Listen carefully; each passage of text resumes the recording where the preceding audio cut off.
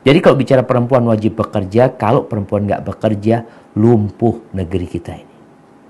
Tapi kerjaan perempuan yang paling utama adalah mencetak dan mempersiapkan generasi masa depan. Itu pekerjaan perempuan. Dan itu pekerjaan yang sangat berat sekali. Kalau cuma cari duit, mudah jemaah. Bisa dibayangin nih, perempuan jadi resepsionis di sebuah hotel umpamanya.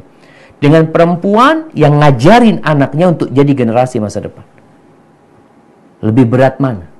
Ya itulah yang di rumah. Yang ngajarin, mandiin, Masya Allah. Diajarin ngaji, diajarin baca abata. Diajarin baca A, B, C, D. Kemudian anak itu diajari untuk menjadi seorang pemberani.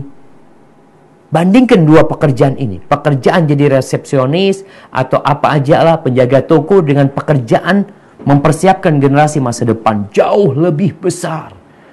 Makanya kalau suami ini disuruh memberikan gaji kepada istrinya secara profesional, nggak cukup gajinya suami. Kalau dia hitung kerjaan istrinya secara detail. Kemudian dia bandingkan kalau kerjaan istrinya ini, dia panggil orang yang mengerjakan. Yang masak, panggil orang, tukang masak, chef. Taib, tukang bersih-bersih, panggil tukang bersih-bersih. Taib, yang nganter anak sekolah, panggil tuh ojek online. Hitung tuh tiap hari berapa kalau dia. Kemudian yang privat anaknya ngajarin baca, panggil tuh guru. Kalau dihitung semua secara detail, nggak cukup duit suami buat gaji istri. Jadi kerjaan istri ini berat sekali. Belum lagi dia harus melayani suaminya. Subhanallah jemaah. Jadi kalau bicara perempuan harus bekerja, ya wajib bekerja. Wajib bekerja untuk tadi mempersiapkan generasi masa depan. Tapi kalau bekerja cari duit, Ustaz. Sebenarnya yang wajib memberikan nafkah itu adalah suami. Itu kewajiban yang sudah Allah tetapkan. Buat para suami, kata Allah, liyunfiq dzu sa'atin min sa'atih. Wa man qudira 'alaihi rizquhu falyunfiq mimma ataahu Allah. Terus perempuan dia wajib menerima kondisi suami. Kalau suami banyak rezeki, ya suami kasih banyak. Suami sedikit rezekinya, kasih sedikit.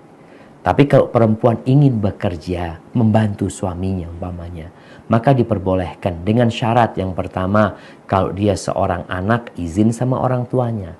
Kalau dia seorang istri, izin sama suaminya. Yang kedua, pekerjaannya secara agama boleh. Halal, dalam koridor syariat, dia juga ikut aturan agama.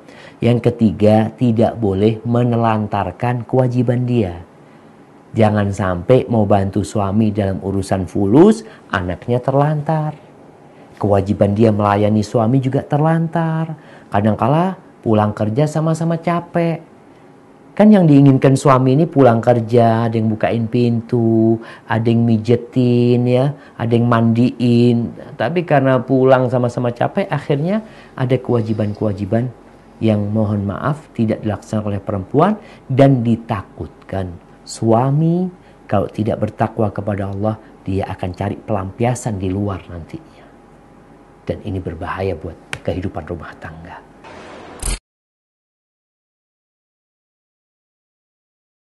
Anak-anak ini akan mengikuti apa yang dia dengar. Jadi ketika seorang ayah ibu manggil namanya, omanya, ada anak yang manggil bapaknya sama namanya. Namanya bapaknya Ahmad. Ya anak Ahmad, Ahmad kata dia.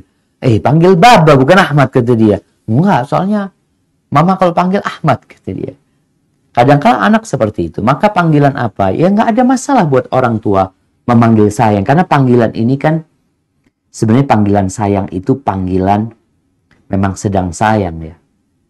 Ada suami istri yang kalau lagi nggak sayang, panggilnya nggak jadi sayang. Jadi nama yang lain yang keluar dari orang tua. Jadi panggillah dengan kata-kata yang indah. Dipanggil. Jadi sekali-kali panggil ibunya, panggil istrinya dengan ucapan mamanya, anak punya anak namanya Jabir. Anak panggil Umma Jabir ya. Ibunya Jabir gitu ya. Ini anak nanti akan ikut. Mengatakan Umma Jabir juga. Nanti sekali-kali panggil sayang, nih anak akan panggil ibunya juga sayang juga. Nanti kalau dia suami memanggil dengan namanya, kadangkala anak juga ikut. Itu nggak ada masalah sebenarnya. Nanti dengan berjalannya waktu, anak itu akan dapat panggilan yang tepat. Kita sebagai orang tua ngajarin anak kita untuk memanggil ibunya dengan panggilan yang kita inginkan. Contohnya kita, aina ummah, mana ibu? Ibu mana ibu? Ibu, nah, dia akan, oh ibu ada di belakang ayah. Sehingga dia keterekam, oh berarti aku manggilnya ibu. Sang ibu juga seperti itu sama anaknya. Mau mengatakan, abinya datang belum? Mau abi belum datang. Jadi anak ini insya Allah, ya mungkin rekaman dia awalnya itu belum tertata rapi, tapi lama-kelamaan nanti dengan berjalannya waktu, jadi benar panggilan. Tolong orang tua mengkondisikan dulu jamaah, dulu. Rumah itu kadangkala sampai sekarang ya di desa itu, rumah yang ada pintunya itu cuma pintu utama. Biasanya kamar-kamar tidur tuh hanya pakai selambu. Karena memang butuh biaya ya bikin pintu lagi ini itu. Kalau sekarang mungkin tinggal dikunci pintunya selesai. Tapi kalau dulu karena nggak ada kuncinya, maka Allah perintahkan untuk mendidik anak-anak kita. Untuk ngasih tahu kepada mereka, nih, kalau masuk izin. Ini belum balik aja. Belum balik mereka. Kalau masuk ke kamarnya ayah, izin. Kapan itu? Sebelum sholat subuh. Kadang-kala anak-anak itu bangun ya, dari kamarnya, dia cari orang tuanya. Pindah kamar tuh kadang-kala anak. Kemudian tatkala habis zuhur, orang buka pakaiannya, istirahat ya. Kemudian habis sholat isya, itu disuruh izin. Ini dalam rangka menjaga anak-anak kita, jangan sampai mereka melihat yang tidak boleh mereka.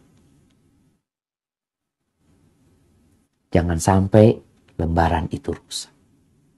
Ini tugas orang tua. Tapi kalau sudah dikunci, ya mau nggak mau mereka akan izin untuk masuk.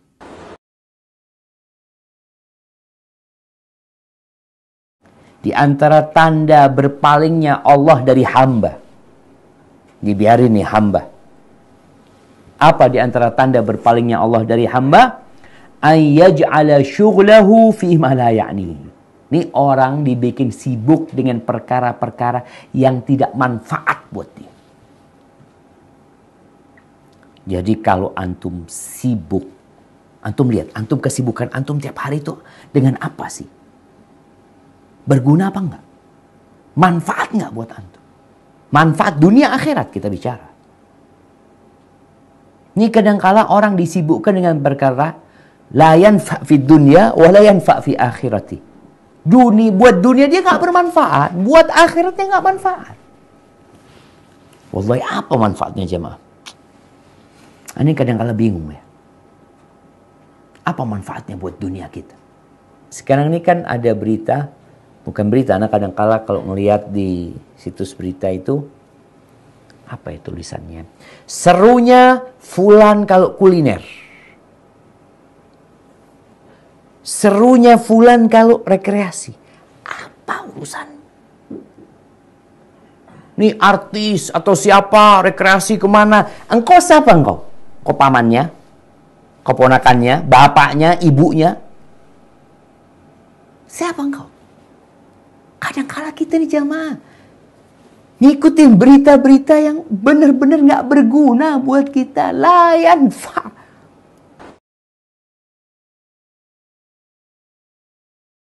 Haibati fillah, di musim penghujan ini. Kalau kita ngelihat doa yang ada, doa minta hujan. Terus gimana Ustaz? Doa takut banjir. Takut kebanjiran. Ya minta sama Allah Subhanahu wa ta'ala. Kita minta agar hujannya Allahumma hawalaina wala alaina. Ya Allah di sekitar kami, ya Allah bukan di atas kami. Minta sama Allah Subhanahu wa ta'ala. Nabi SAW kalau melihat ada angin yang bertiup kencang, melihat awan gelap, apa yang dilakukan? Beliau minta, Allahumma inni as'aluka khairaha. Ya Allah aku minta kebaikan angin ini, kebaikan awan ini. Dan yang dia dikirim dengannya dan berlindung dari keburukannya. Dia mau dikirim kemana kita berlindung dari keburukan itu juga. Karena kita nggak tahu siapa. Dan ketika hujan menetes, rintik-rintik hujan turun, Anda mengingatkan kembali, tolong baca doa, Allahumma sayyiban nafi'an. Katakan, ya Allah, mudah-mudahan jadi hujan yang bermanfaat.